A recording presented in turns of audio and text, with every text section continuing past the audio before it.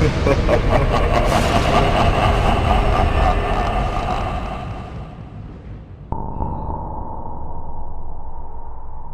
upon a midnight dreary, while I pondered weak and weary over many a quaint and curious volume of forgotten lore,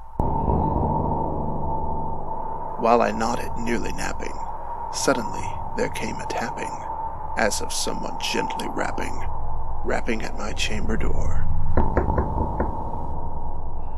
"'Tis some visitor," I muttered, tapping at my chamber door. "Only this, and nothing more." Ah, distinctly I remember it was in the bleak December, and each separate dying ember wrought its ghost upon the floor.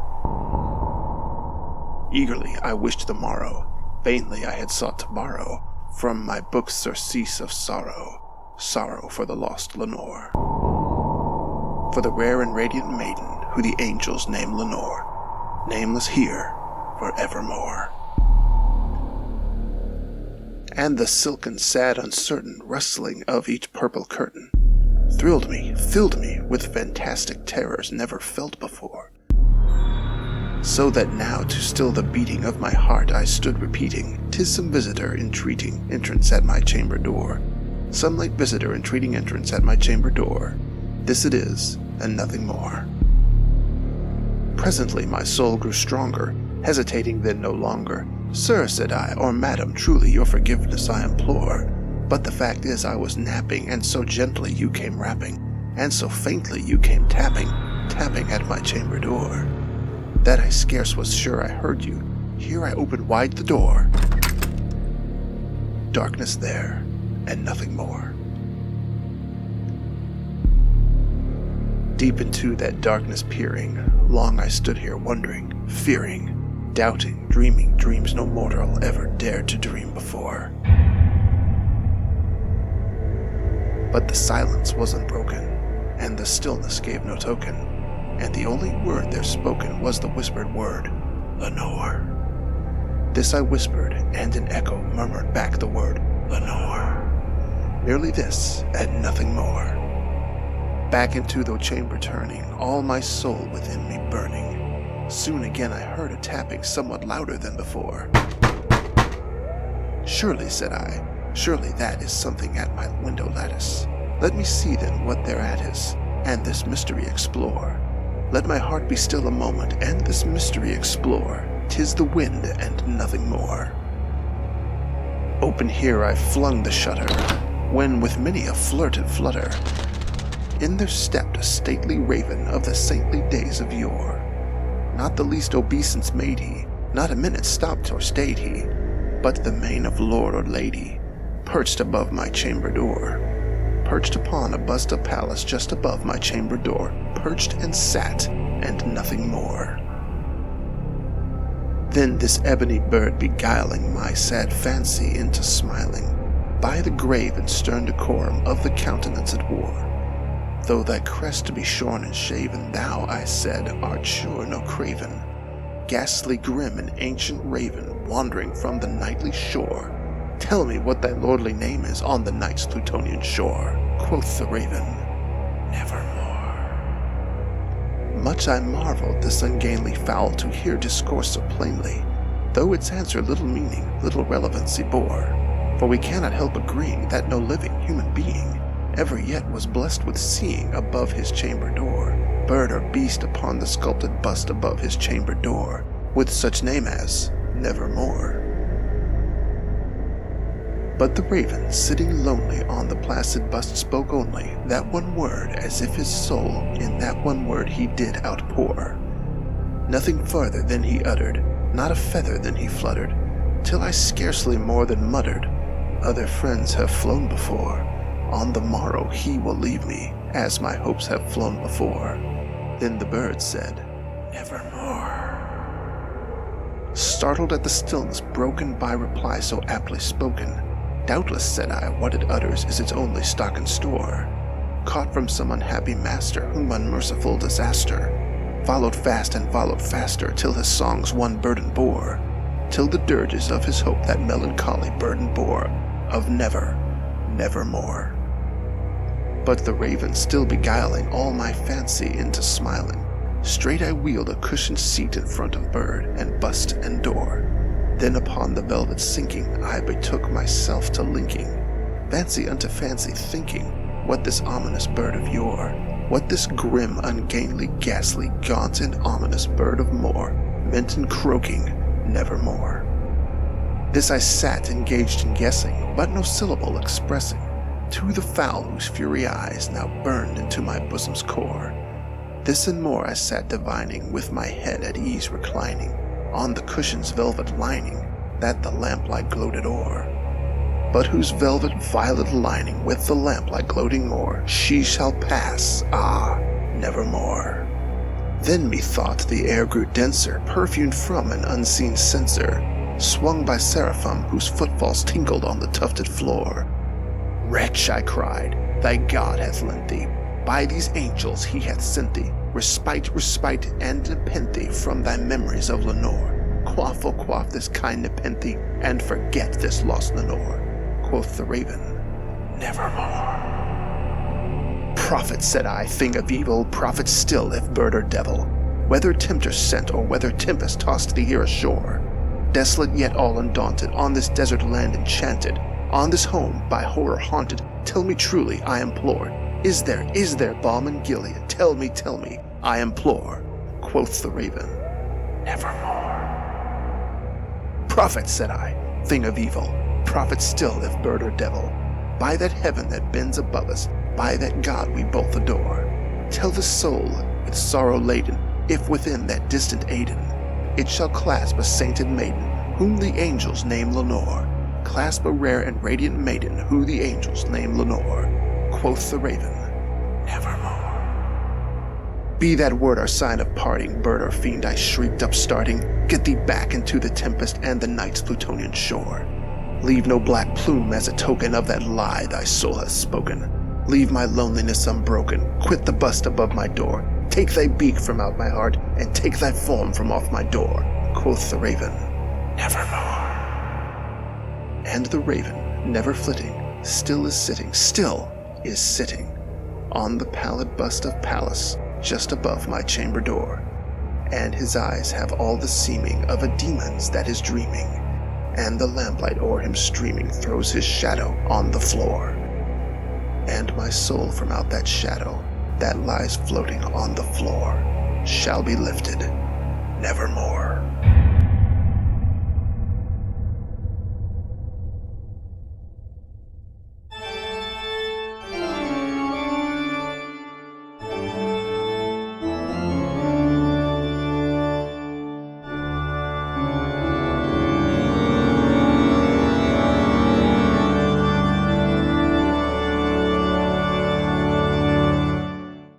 Hello, everyone, and welcome back to Season 2 of the Schorr Manor Podcast. This is our season finale, and we want to wish everyone a happy, haunting Halloween today. Yes, happy Halloween from Schorr Manor.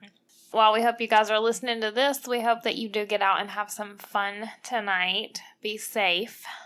Above all, be safe, yes. Do not steal the good candy from children. And give good candy to children. Come on now. They're working hard out there. They're walking all up and down the neighborhood, putting, hours of their lives in to get this candy. Give them something good. It's only once a year. And then change costumes, hide in the bushes, and scare them so that they drop it and you get it all back. Yeah, I didn't think of that. You're breaking evil on me. Truly the queen of Halloween of Clarksville.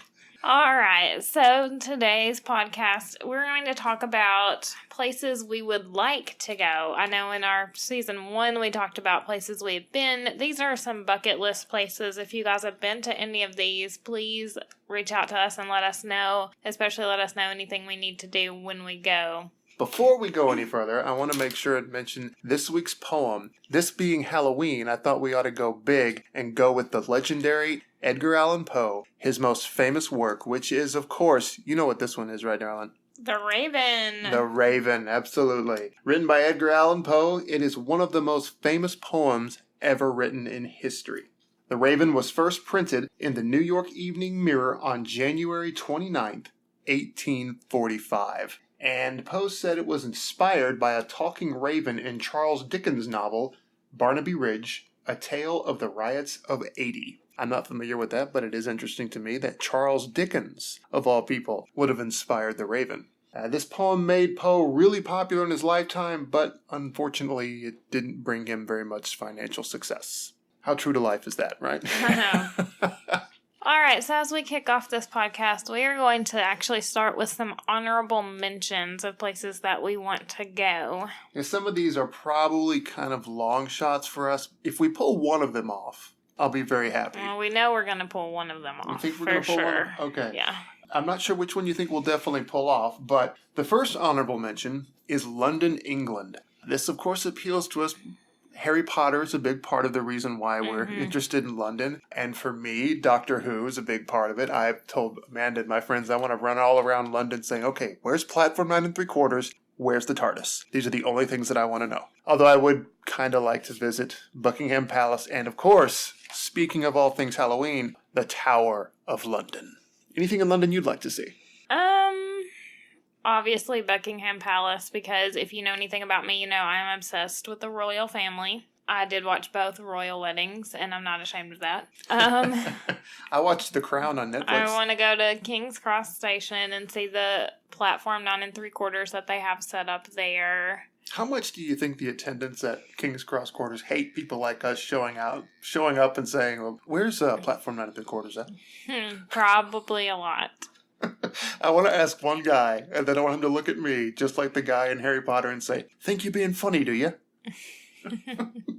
So anyway, does that cover London? Move on to the next one. Probably. The next honorable mention we have is Hawaii. And this one kind of appealed to me because it has a volcano, and this may seem silly to people, but I would really like to see an active volcano just once. I don't want to go to one really dangerous one, and I want to see it from a very safe distance. But I don't know, just the idea of being able to go see a volcano seems really cool to me. And the fact that there's, tropical beach nearby, that's appealing too, right? Mm-hmm. I mean, does Hawaii appeal to you at all? Oh, yes. Hawaii is the one that I said we're definitely going to go to because we do have a bucket list to take our children to all 50 states. I want to go to Hawaii because I want to visit Pearl Harbor and I want to see, I think it's the USS Alabama that is still sunk in there. I want to go to the memorial, and I think Hawaii is just beautiful anyway, and I would like to go. It's a contrast, actually. We talk about the volcano because some of the landscape around that volcano is just desolate and just dead looking. So you get a real kind of contrast of worlds there if we ever made it to Hawaii. Anything else about Hawaii? I want to find Stitch. Stitch? From Disney's Lilo and Stitch, in case anybody's not aware. If you're going to find Stitch, just take a stereo and play Elvis. And I would like to see if the resort from Saved by the Bell was really filmed there when they go to Kelly's grandfather's resort. Oh my gosh, I've Hawaii. forgotten about that. I would like to see. That could be interesting. All right, another one on our list is Rome. Amanda has an interest in seeing the Vatican someday. I want to go to the Vatican and meet a Swiss guard so badly.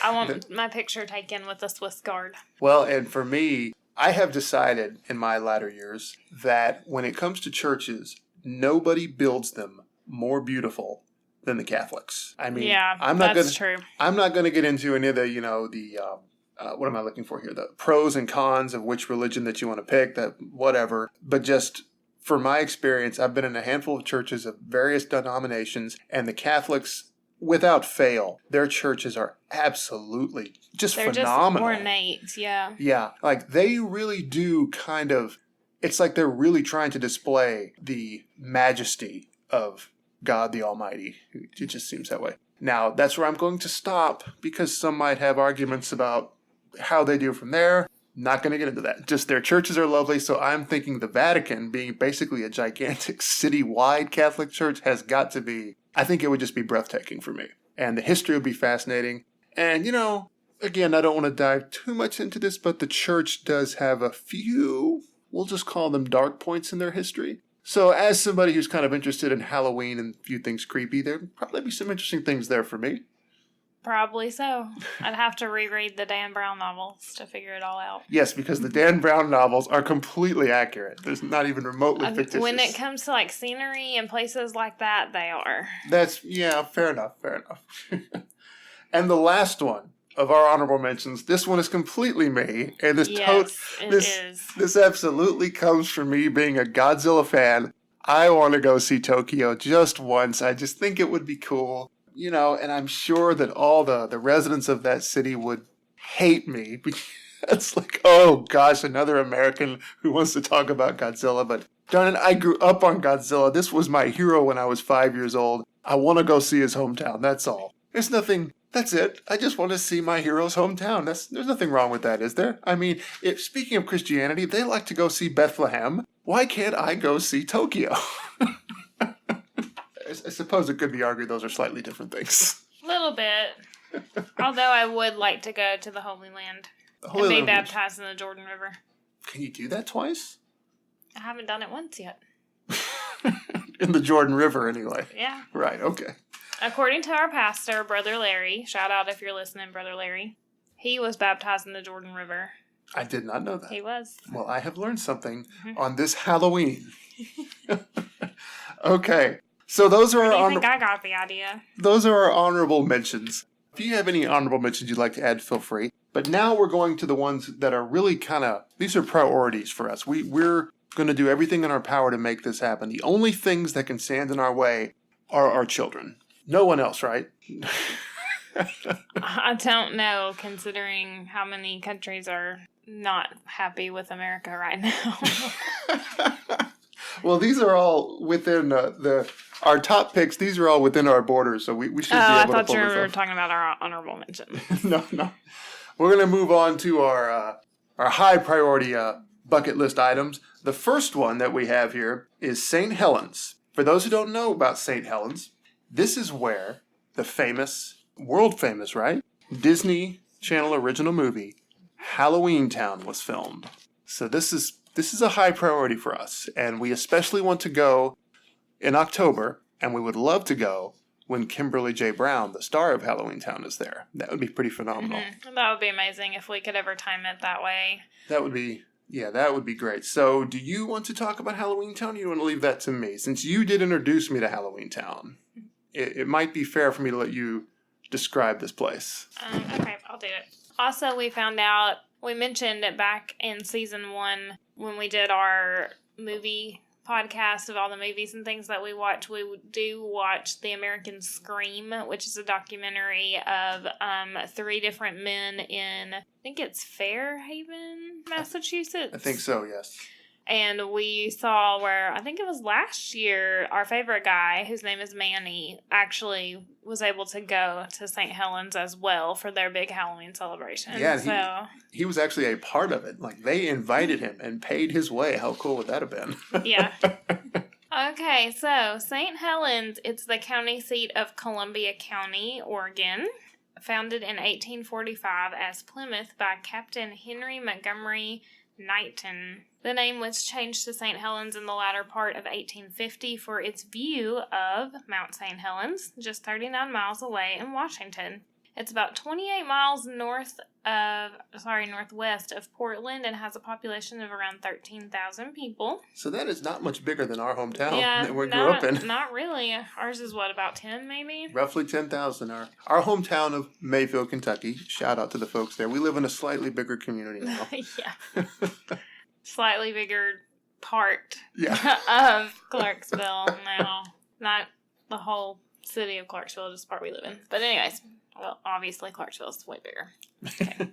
So Mount St. Helens, of course, is famous for its massive eruption on May 18th of 1980. The blast flattened vegetation and buildings over 230 square miles and sent more than 1.5 million metric tons of sulfur dioxide into the atmosphere. Not entirely sure what that is, but it doesn't sound good. It's pretty nasty stuff. It's basically ash, I think. Oh, okay. But 57 people died as a result, and the most famous or infamous was Harry Randall Truman, an 83-year-old man who refused to leave his home on the mountainside, even though local officials told him he should. That's part of why St. Helens, or another reason I should say why St. Helens appeals to me is I mentioned volcanoes in Hawaii. Well, here's a pretty key volcano of American history just right here on our... Don't even have to leave the continent. We can just drive across the entire country and go see it. So that's just another part of St. Helens that is interesting. Yeah, and if I remember correctly, and this might not have been him, but I feel like I heard the story of where he said, oh, they've been predicting it would erupt for years and it never had, so he wouldn't leave. It might not have been him, but I feel like it was. No, you're right. That was him. I looked this guy up, did a little bit of studying on him. He's like, they've been saying it for years and it hadn't happened yet, so they must be crazy. It's like, that sounds kind of familiar to certain science deniers of today. I believe that gentleman is currently residing under about 400 tons of rock and dirt. Goodness. But the next part of this is probably the most important part to mention about St. Helens, at least for the purposes of this podcast. So I didn't know this, but it was one of the filming locations for Stephenie Meyer's novel, Twilight, which I love. Not so much a fan of the movies, but the books are really good. And, of course, for the HalloweenTown movies. The riverfront district served as a backdrop for the movie, and every October the town embraces the spirit of Halloween with a month-long celebration of spooky events and decorations, and it kicks off with the lighting of the massive jack-o'-lantern. They get the, I don't know if the prop was given to the town or what, but anyways, or even if it is the same one, it might be another one that's been constructed for this purpose, but they kick it off with the lighting of the jack-o'-lantern. If you've ever seen the movie, spoiler alert if you haven't, it ends with Kimberly J. Brown lighting the jack-o'-lantern, and the light is what eventually kills, I guess, the evil force. You're about in the movie. That movie's about 20 years old now, right? So but not everybody knows about how amazing DCOMs used to be. The new ones, not so much, but the ones in the 90s, late 80s, throughout the 90s, even early 2000s, the DCOM movies, which stands for Disney Channel Original Movie, for those of you who are not Disney freaks like us, were amazing. So if you haven't seen it, I highly recommend it. But anyways, it's just a really cool way to bring the movie back and to just start off the month of October. Absolutely. And you can actually follow HalloweenTown. It's called Spirit of HalloweenTown on Facebook and keep up with all the stuff that they have going on. That's how we discovered our man Manny was going to be there for their celebration. Yep, we saw it on Facebook. So yeah, St. Helens, that's a big priority for us. We definitely want to pull that off. Speaking of priorities, we'll move on to another town. This is one I think might appeal more to me than Amanda, but I can probably talk her into this. The nice thing about this one is of all of our priorities, we don't have to drive as far for this one. That is New Orleans, Louisiana. Now, New Orleans is the biggest and most populated city in the state of Louisiana with nearly 400,000 people. It's world-renowned for its music, food, and annual festivals, most notably Mardi Gras. You're familiar with Mardi Gras, right? Mm-hmm. And the heart of the city is, of course, the historic French Quarter, known for its French and Spanish Creole architecture and wild nightlife on Bourbon Street. It's been described as the most unique city in the United States, mostly due to its massive cross-cultural and multilingual heritage. Now, I already have a little bit of experience with this city since my aunt and uncle used to live there. I visited them and got to go see the French Quarter with them. I was super young. And while I was there, I ate my first brick oven pizza, and it had, you want to guess what the toppings were? I would say pepperonis and green peppers and sausage. Nope, shrimp. Shrimp. And it was delicious. I liked this city anyway, but I, like so many others I'm sure, really fell in love with it thanks to the American Horror Story Coven series. I'm sure everybody there's familiar with this, but just in case you're not, American Horror Story is a anthology series on FX. Now, for those who are unfamiliar, Coven was the third season of American Horror Story, and it told the story of a group of young witches at what's essentially a private school for witchcraft. It's a great season, just like most of AHS, although I personally hated the first season. It's on Netflix, so check it out, incidentally. One of the things that actually fascinates me about New Orleans, of all things, is the prevalence of voodoo in the region.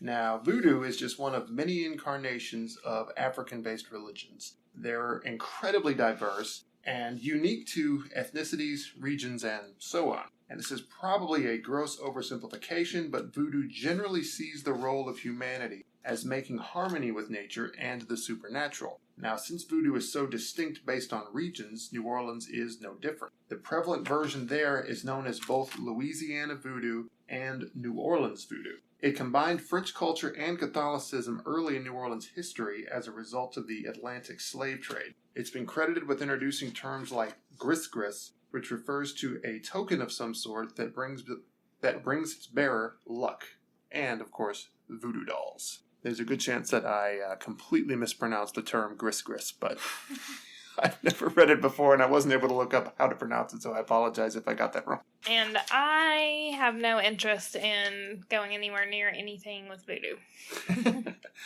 I don't know how near it I want to get, but it just, all religions fascinate me anyway, and that one's no different. It's the history of it, how it came to be. It's all just really interesting to me, so. And I would like to go because I am a fan of both the Vampire Diaries and the TV show The Originals, and I would like to see like the French Quarter and all of that. Yeah, that'd be really cool. We also like the show True Blood, which takes place nearby. It's not filmed exactly in New Orleans, but a little bit south of there. Is it South Bon Temps? I think so. But I would like to drive down there and see all of like the filming locations. It can't be south, can it? Because isn't New Orleans right on the ocean? Oh, maybe it's west or something. Not great at geography. It's nearby. We'll just go with that. It's in Louisiana. So. All right, so I think that covers New Orleans. So we can move on to one of our other bucket list locations that we would like to visit.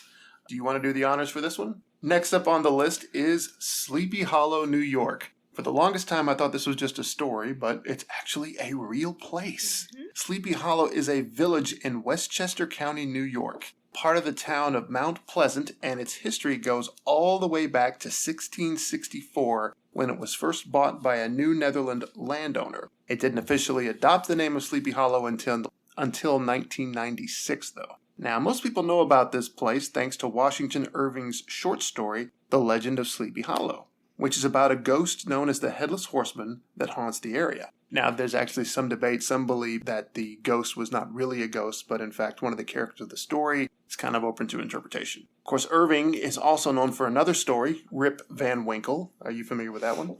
Yes, I am. A little jealous of how much sleep he got. It's a story about a man who fell asleep for 20 years and basically sleeps through the entire American Revolution. Irving was a writer, a historian, and a diplomat throughout the early 19th century, and he's buried in Sleepy Hollow Cemetery. And because of Irving's story and the town's roots in early American history and folklore, some consider Sleepy Hollow to be the most haunted place in the world. One of the most haunted places in the entire world. So, again, part of why we're interested, or at least me.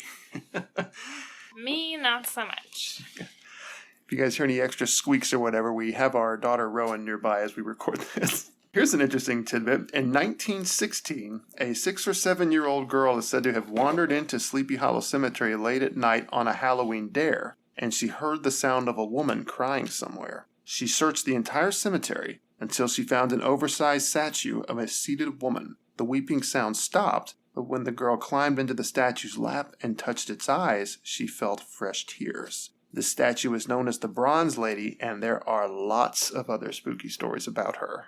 There's also the Old Dutch Church of Sleepy Hollow, which is a 17th century stone church located on Albany Post Road, and its adjoining burial ground. These are also said to be haunted. It's been said that the Headless Horseman can be clearly seen at night, making his route through and around the burial ground. In addition to Irving's creepy story, Sleepy Hollow has been featured on television, film, and even video games. Didn't know that last part. Most recently, of course, it was the setting of the 4-season supernatural drama, Sleepy Hollow, which incidentally is quite good.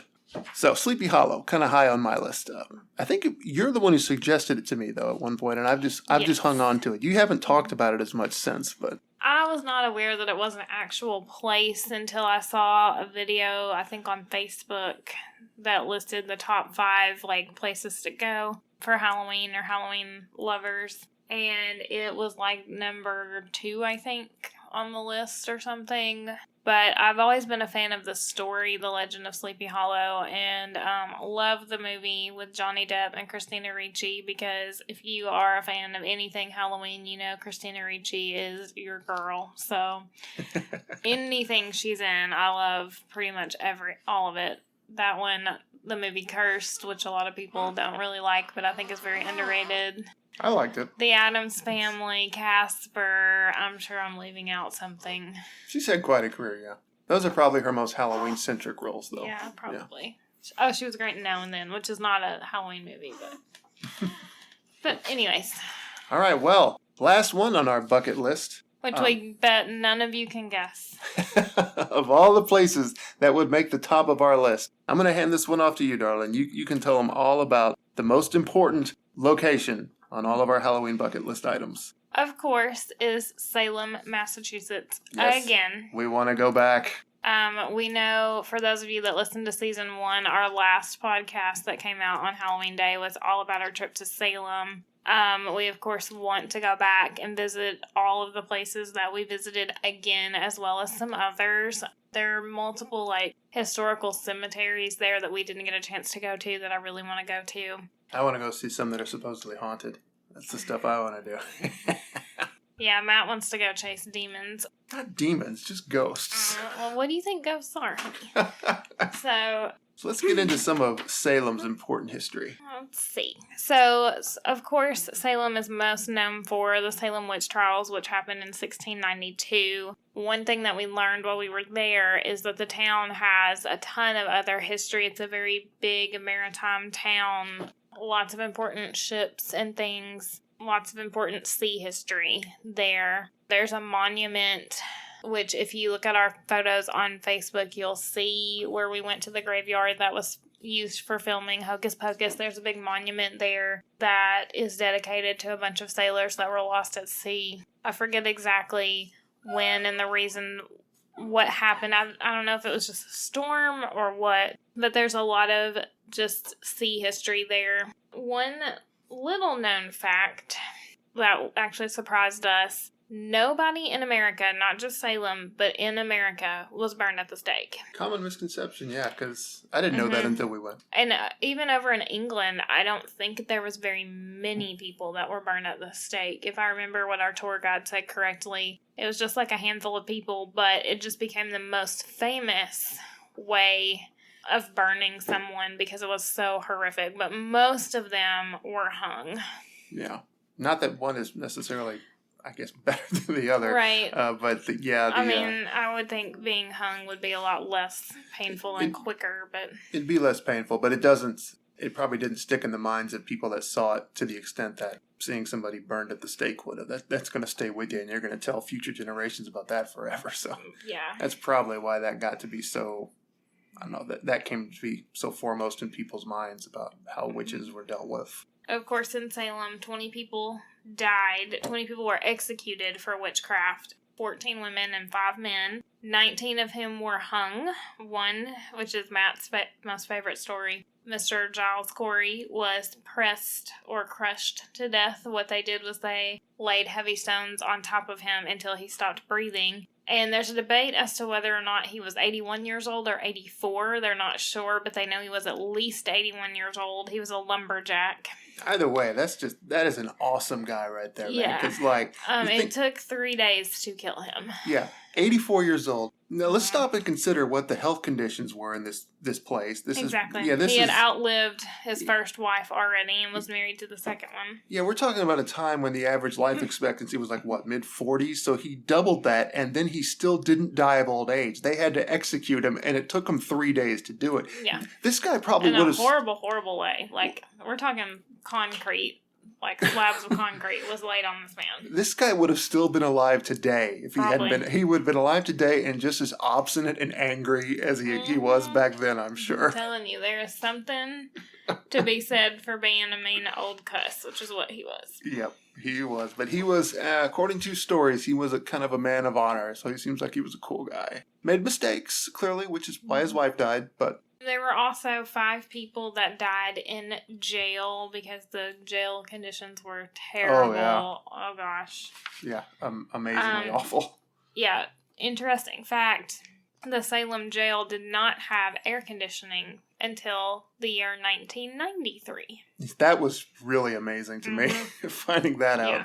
More than 200 people were accused. Probably what I think is the saddest story is that one of the women, I don't think she was married, her daughter, they put her in jail, and I believe she died in jail. She had like a 4 or 5-year-old little girl that they found frozen to death because nobody would take the child in because her mom was accused of witchcraft and she died. So obviously that meant she was guilty, and the little girl was having to just fend for herself, and they found her in someone's storage shed one morning. They opened the doors and there was her little body. Yeah, a lot of sad stories in Salem's history, which is kind of a testament to its position today, how it kind of celebrates. It's become full circle in so many ways. Like, it calls itself Witch City, which is almost like a gigantic middle finger to all those people who did that. Yeah, so to the Puritans. It's sort of a kind of a triumph in some ways, I would say. But anyway, it's a fascinating place. The history, it just, I don't know, even though it's sad and dark, it gets a hold of you and just fascinates you and you just want to know more. Yeah. Plus the New England architecture for us growing up where we are. Oh my goodness. The architecture in the town is just beautiful. Really. I still remember when we first got there, I don't think we'd even quite hit the city limits, but every house you would say, oh, look at that one. Oh, look at that one. Oh, look at that. You were so excited. I was, and I can't wait to go back and see it again. I am a person, I love old houses. I love houses with character. This new trend that we have going on, I guess, all across the United States where subdivisions are popping up and every house looks just like every other house. It drives me nuts. I can't stand it. I want a house that has a story and has character in it. I really would prefer an older home if we could find one for when we move out of this one. And if we could afford it. Yeah. But up there, and several houses have kind of the same look to them, but there's something that makes each one unique and individual. Just the detailing, like on the front porch. And it's just things that you don't see anymore.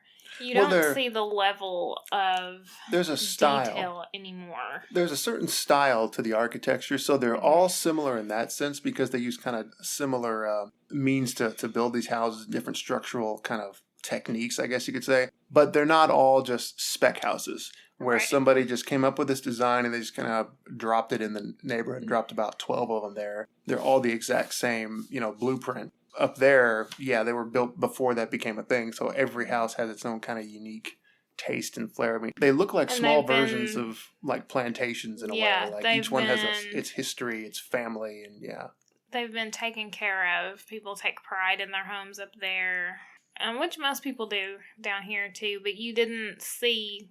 You didn't see a house that was falling apart up there. You take a little bit more pride, too, in a home that might be about 50, 75 years old because it's been through so much. It's its own little slice of history. So, you're going to naturally take some more pride in that. But anyway, Salem, top on our list still. We've already been in, yet really, of all the places, we really want to go there. Go back there the most. Maybe a little more than Disney World, or... Someday we'll pull this off. So those are our top picks. If you guys have any that you'd like to recommend, by all means, let us know. As we wrap this up, I'll make sure and mention we do, of course, have a Facebook page. Even though this is our last episode of this year before next season, by all means, drop us a line because we try to stay active on there about all kinds of things. So especially in the month of October. Yes, especially then. Yeah. But if you haven't been on, go on, check out our house, check out our decorations for this year. Yep, it's facebook.com/Schorr Manor. And, should point out, if you feel so inclined, you can also buy t-shirts there and show your friends how cool and spooky and awesome you are. By all means, that would be great. And speaking of support, we do also have a Patreon page, patreon.com/Schorr Manor, where you can get early access to episodes like this one and other cool digital content. I think there's a lot of cool stuff on there. I'll mention my social media direct contacts. Do you want to put yours up here, darling? I don't really have any. Oh, you're not? So. Okay. So it's just going to be me. It's just him. You guys can reach me directly on social media. Twitter at @TheMattSchorr and Instagram at @TheSchorr. And of course, if you'd like to email me, you can reach me at mattschorr@hotmail.com. And I have my own website, mattschorr.net, which has all kinds of information about me and the wild and wacky and spooky stuff that I do, right? I believe that kind of covers everything. So I guess we will call this a night. So everybody, happy Halloween. One more time from you, Halloween Queen. Happy haunting Halloween. Yes, and we'll close out as we do every episode. We can't let this go, everybody. One last time for this year. Happy haunting.